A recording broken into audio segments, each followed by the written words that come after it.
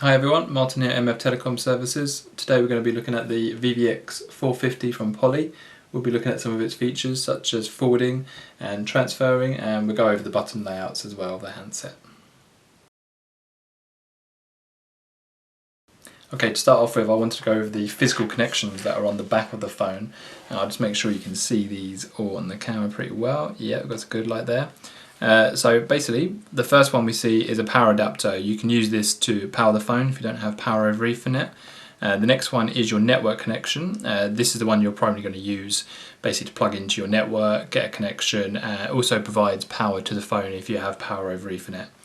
The next one's a little symbol of a computer or a screen. You can just about see that on there. So basically you can plug your PC or laptop into this to get internet. So you'd have your port that comes out of the wall, goes into your network port, and then you'll have another cable that comes out of the computer port and into your PC. This will then give you network access onto your PC without having to use two ports on the wall. The next one's the headset port. Pretty self-explanatory. If you've got a headset, you can plug it into there. And the next one is the handpiece. As you can see, this one's actually plugged in because I've got the handpiece connected. Goes under here, through the coda cord, and then up to this. A couple of other good mentions for the port-wise. There's a couple of USB ports. Just about to see them. One there on the side, and one there on the back. These can be used for USB headsets, and also you can get Wi-Fi dongles for these phones. Wi-Fi on VoIP still a bit iffy if you ask me, but some people do have it, so the option's there. Makes the phone really good, nice and resilient, nice and clearly marked, so hopefully no one can plug it in wrong. Okay.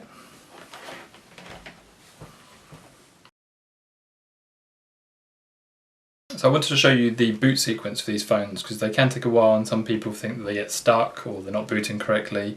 So I just wanted to go ahead and show you this. So I'm just going to plug my phone into my network. I've got PoE, so I only need the one cable going into it. And there we go, we can see the screen coming up. Let's see if I can just get this a bit closer for you. And get it focused. There we go. As you can see, the phone will go through certain phases. This is the one where it's starting the applications.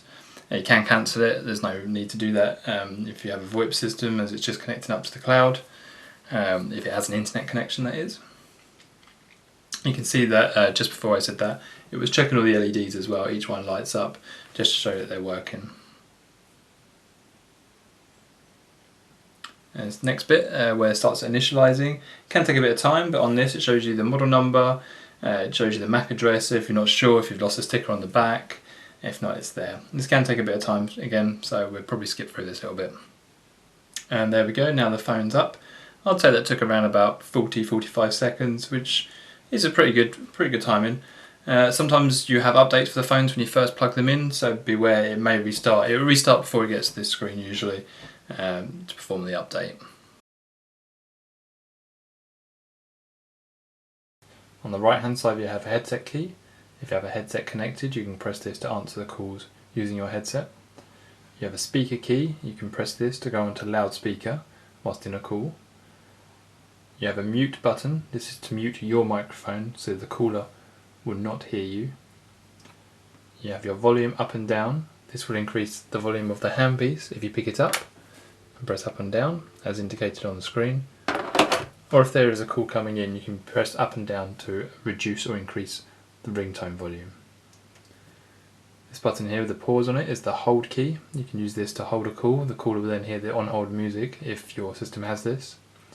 This is your voicemail key. You can press this to access your voicemail system. And this is the transfer key.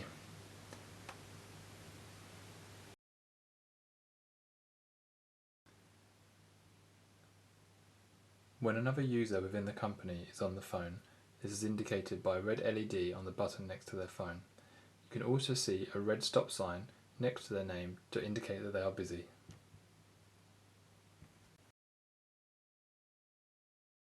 When you receive a voicemail, you'll see that this LED starts to flash red. You will also see that the icon next to your extension number has changed to indicate a voicemail. To retrieve your voicemails, press the voicemail button. Welcome to your voicemail system. Please enter your passcode, then press the hash key. If you are not calling from your own phone, please press the star key. Proceed to enter your passcode to enter your voicemail box.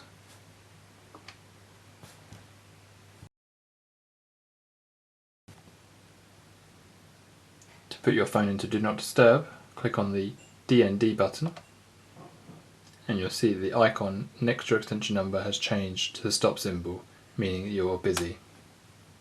To remove this, once again click the DND button, and you'll see that the icon has gone back to its original state.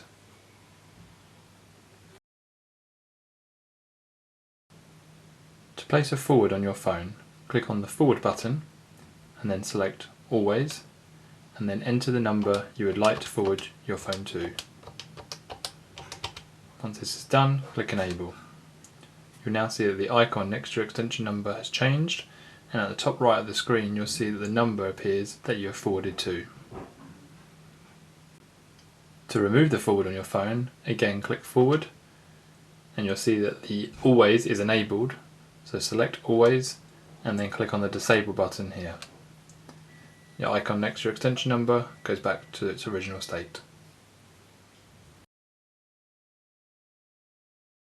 If you see that you have a missed call on your screen, pressing down on the circular pad will take you to your missed calls list. Using the circular pad you can go up and down this list. If you wish to return the call, highlight the number you wish to call back and lift the handpiece to initiate the call. Also on the circular pad, if you press left, you will see a list of your received calls. These are calls that you have answered. If you press right, you'll see calls that you have placed. These are calls that you have made out. To return any of these calls, to place them again, highlight the number and lift up the handpiece to initiate the call.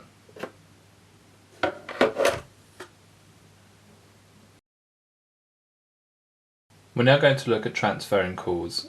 For this case I'm going to use my mobile as an external caller. Once the call has come in and you have answered it, if you wish to transfer to an internal user, press the transfer key, then press the lines key, and then press the button next to the person you wish to transfer to. This person then receives your call and you can speak to them and ask if they wish to take the transfer call. If they do, you can hang up your phone and the call between the new transfer party and the external caller will be completed.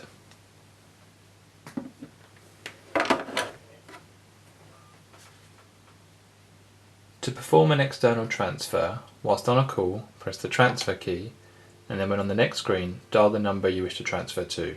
In this case, I'm transferring to my mobile.